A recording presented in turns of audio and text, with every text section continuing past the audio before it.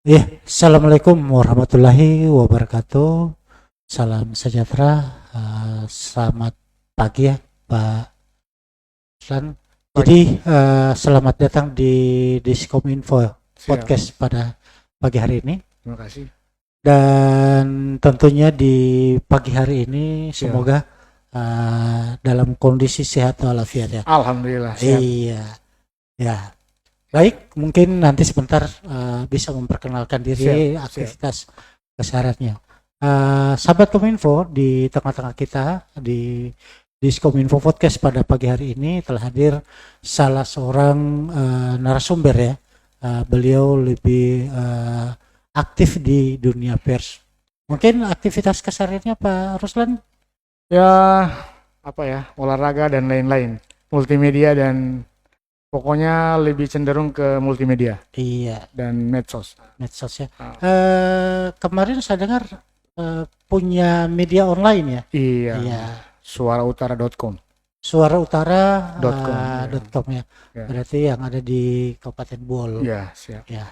Sebagai pimpinan redaksi. Pimpinan Mungkin redaksi. selain di pimpinan redaksi di Harian Suara Utara, mungkin di Dewan Pers mungkin ada sebagai apa? Kalau di komunitas pers Independen Bol selaku sekretaris, ketuanya kita adalah Bung Husni CC. Iya. Dan ada 15-an media online yang tergabung dalam komunitas itu. Iya. Nah, jadi sekali lagi Pak Bung Ruslan, saya ucapkan selamat datang di Diskominfo Podcast. Siap. Ya, pada kesempatan hari ini kita akan coba membahas tentang pers ya. Pers sebagai mitra dari pemerintah daerah dalam rangka penyebar luasan informasi. Baik, kemarin kalau tidak salah sempat memperingati Hari Pers ya. Iya, HPN ke-78. Yang ke berapa? 78 tahun ke-78 ya. Mungkin. Nah, kira-kira di Hari Pers kemarin itu kegiatan-kegiatan yang sempat dilakukan dalam rangka Hari Pers ke-78. Ya, kira-kira apa semua, Pak? Iya, terima kasih. Jadi untuk di tahun 2024 Hari Pers Nasional ke-78 KJF, khususnya di Kabupaten Buol itu peringatannya mengalami kemunduran karena adanya kegiatan pilkada ya kemarin, pilpres, pemilu. Pilpres. Ya. Jadi hari persnya dilaksanakan di tanggal 20-an dan di Kabupaten Buol dilaksanakan pada tanggal 20. Ya, 20. Tapi rangkaian kegiatan yang kita lakukan di Hari Pers Nasional khususnya di Kabupaten Buol, Komunitas Pers Indonesia Independen melaksanakan awalnya itu anjang sana ke panti asuhan. Iya. Kemudian ke pondok pesantren kita memberikan bantuan-bantuan baik berupa sembako, paket sembako yang disalurkan atau dibantu oleh dalam hal ini pemerintah daerah, OPD, pengusaha dan donatur. Iya. Kemudian kita salurkan ke pondok pesantren. Ada sekitar 3 pondok pesantren yang ada di Kabupaten Buol dan tersebar di 3 kecamatan. Iya, 3 kecamatan yang ada di wilayah Kabupaten Buol. Wilayah Kabupaten Buol itu ada di wilayah Kelurahan Kulango, Kecamatan Biau, Kecamatan Bokat dan Bukal.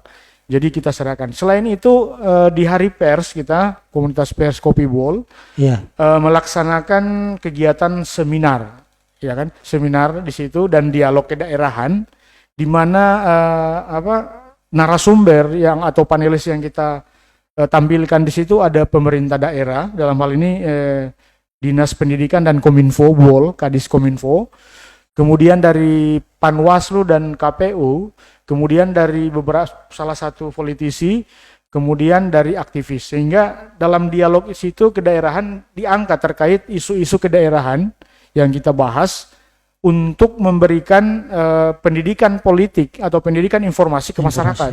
Nah, apa kaitannya dengan pers? Nah, di sini kita mengambil tema transisi kepemimpinan, kemudian informasi, karena lagi-lagi bahwa persoalan politik tidak jauh dari terkait isu-isu di kemasyarakatan, ya kan? Sehingga pers dalam hal ini memberikan atau menempatkan diri sebagai wadah untuk menyalurkan informasi.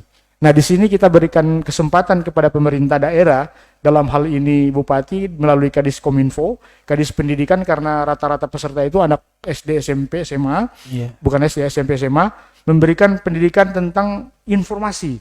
Karena lagi-lagi bahwa kegiatan HPN 2024 kita laksanakan benar-benar ada di tengah-tengah masyarakat, bukan hanya sekedar menulis berita atau menyebarluaskan. Menyebarluaskan berita. Iya. Jadi sesuai dengan topik yang kita bahas pada kesempatan hari ini adalah tentang bagaimana pers itu menjadi mitra kerja dari pemerintah daerah yang kemudian berfungsi sebagai social control terhadap program-program yang dilaksanakan oleh pemerintah, baik dari sisi penyebarluasan informasi, kemudian pengawasan jalannya program-program. Nah, mungkin ada kiat-kiat tentunya Dewan Pers ketika menjadi mitra dari pemerintah daerah. Oke, baik Bang Jeff. Jadi ada sedikit yang saya sampaikan atau pesan itu untuk masyarakat bahwa semua produk jurnalis itu atau status yang ada di media sosial itu tidak semua produk jurnalis seperti masyarakat atau netizen ya, masyarakat biasa yang melaksanakan atau membuat status sebagai informasi itu bukan merupakan sebuah produk jurnalistik, sehingga itu harus melalui dewan redaksi dan media yang berbadan hukum atau media yang sah ya. Kemudian, apa giat-giat yang dilaksanakan oleh komunitas pers di Buol? Saya kira bahwa di Buol itu ada sekitar 20-an media online yang sampai hari ini masih komitmen dan konsisten memberitakan tentang pemberitaan tentang kegiatan pemerintah daerah. Nah, Kominfo Buol, yang di Kominfo Buol merupakan filter atau komunikatornya pers atau Pemda untuk menyebarluaskan kegiatan pembangunan daerah, itu ada sinkro atau ada kerjasama yang baik antara Kominfo dan pers ya. Nah, sehingga berita-berita yang kita share itu berita-berita yang memang sudah dalam keadaan yang sudah jadi ya, sudah melalui editan dan lain-lain, konfirmasi dan lain, sehingga berita ini benar-benar kuat sehingga sampai ke masyarakat. Sehingga sampai hari ini bahwa Diskominfo itu mereka terus mengontrol ya teman-teman, pemberitaan teman-teman media, artinya bukan mengatur tapi menfilter kegiatan-kegiatan pemerintah daerah sehingga berita-berita ini sampai ke masyarakat. Betul. Sehingga ternyata apa yang dilaksanakan oleh Pemda dalam hal ini di OPD dan lain-lain itu ada sebenarnya setiap hari. Nah, saya lihat bahwa di Buol itu ada sekitar 2-3 berita setiap hari. Itu semua media online di 20 media itu di-share ke semua. Nah, sehingga masyarakat hanya tinggal melihat bahwa ternyata ini proses pembangunan. Nah, pers memposisikan diri sebagai social control atau penyebar luasan membantu Pemda. Dalam hal ini masyarakat yang ada di luar Buol sampai ke luar negeri, bayangkan ya. Kalau media cetak koran itu hanya di seputaran Palu atau Sulawesi Tengah. Tapi kalau media online dengan kecanggihan sekarang bisa di Amerika, di Thailand, itu bisa mengakses kegiatan atau berita-berita tentang Buol. Nah, saya lihat bahwa di media saya juga sendiri di Suara Utara itu Thailand, Vietnam dan Malaysia, Singapura itu kebanyakan yang mengikuti setiap hari. Jadi saya berpikir bahwa viewer saya ini, pembaca saya ini orang Sulawesi Tengah yang ingin tahu tentang Buol, ada hubungan tentang Buol. Nah, ini peran masyarakat sangat dibutuhkan untuk memberikan informasi ke pers dan pers memberitakan kegiatan-kegiatan yang positif begitu. Jadi selama ini bahwa pers tetap komitmen dan konsisten memberikan pemberitaan tentang pemerintah daerah dan pembangunan daerah. Mungkin begitu Pak Jaya. Iya, memang peranan pers itu sangat-sangat penting sekali karena memang bagaimana upaya pers dalam menyebarluaskan informasi ya. Yeah. Nah, akan tetapi tidak bisa dipungkiri biasanya Bung Ruslani ya, kemarin biasanya ada orang-orang tertentu atau pihak-pihak tertentu yang kemudian merasa dirugikan oleh pemberitaan. Nah, misalnya mungkin salah satu harian atau pers yang kemudian mengangkat satu berita yang kemudian dianggap itu merugikan salah satu pihak. Nah, kira-kira apa yang kemudian harus dilakukan oleh yang bersangkutan dalam rangka untuk mendapatkan perimbangan berita? Betul. Nah, jangan sampai hanya dari satu sisi ataupun satu versi yang kemudian dilakukan. Iya. Iya. Oke, baik, Bang Jeff. Jadi pertama, Undang-Undang Pers sudah jelas bahwa Undang-Undang Pers nomor 44 tahun 1999 di situ menjamin seorang pers membuat berita dan menjalankan tugas jurnalistiknya. Nah, saya lihat kemarin ada beberapa kasus atau beberapa narasumber yang sempat tidak menerima dengan pemberitaan dari salah satu media online atau media-media yang lain yang di luar di Buol, karena merasa dirugikan dengan pemberitaan yang ada. Nah, hari ini bahwa ketika narasumber merasa dirugikan dengan pemberitaan tanpa konfirmasi ke yang bersangkutan, di situ bebas, dijamin undang-undang untuk memberikan hak jawab, ya kan?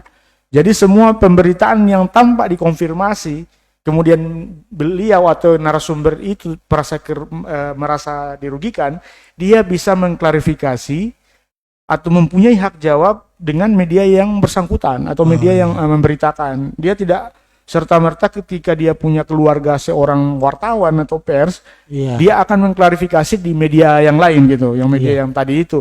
Tidak, dia seharusnya harus di media yang memberitakan yang bersangkutan, sehingga di situ diberi hak jawab. Sebenarnya seperti apa pemberitaan atau persoalan ini, sehingga media itu juga harus memberitakan, tidak serta-merta tidak bisa. Iya, berarti mau tidak mau, suka tidak suka. Betul.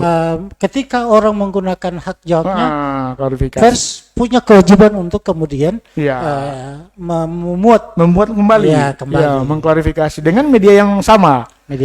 Jangan di media yang berbeda, sehingga hal ini benar-benar memberikan efek positif kepada pembaca untuk ternyata kasus ini lanjutannya. Nah, karena media online itu beda dengan koran, nanti besoknya cetak. Kalau media online dalam sehari itu bisa 5 kali judul dengan kasus yang sama.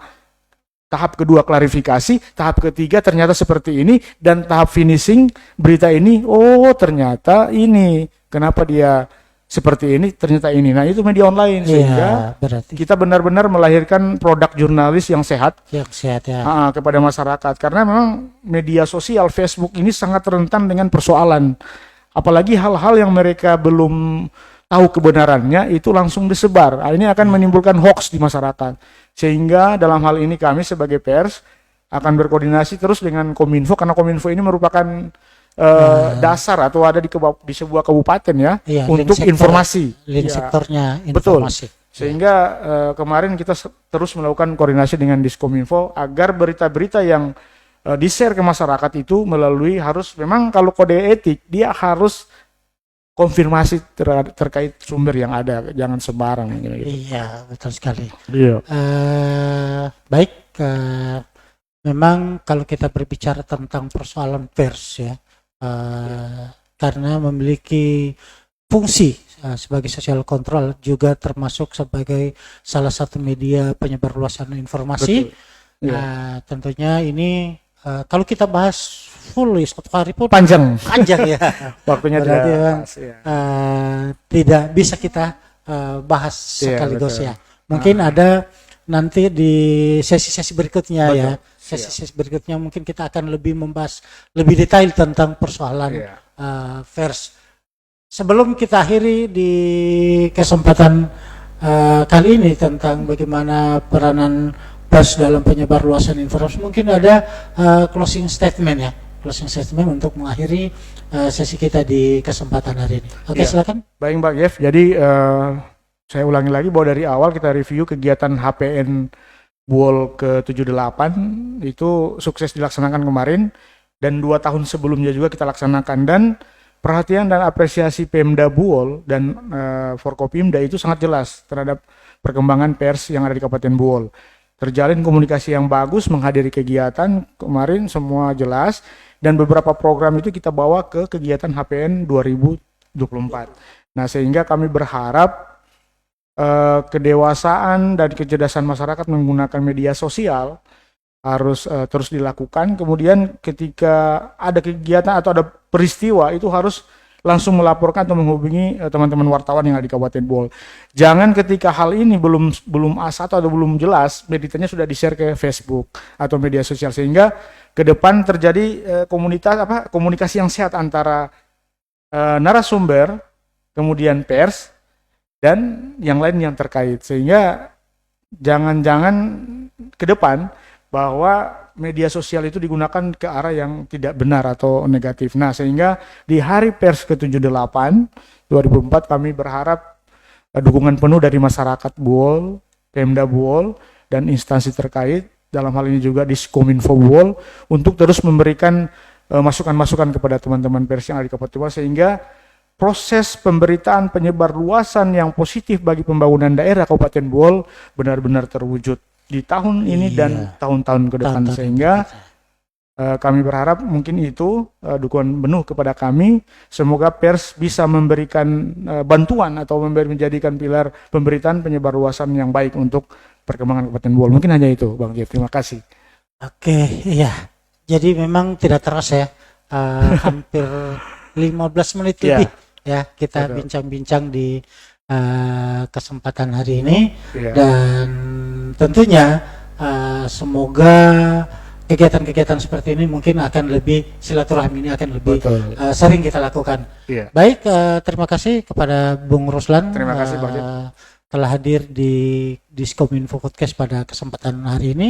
Insya Allah kita tetap semua dalam lindungan Allah Subhanahu wa taala dan senantiasa diberikan kesehatan. Amin. Baik, sahabat Kominfo, kami akhiri sesi pada kesempatan hari ini dengan ucapan wabillahi taufiq wal hidayah.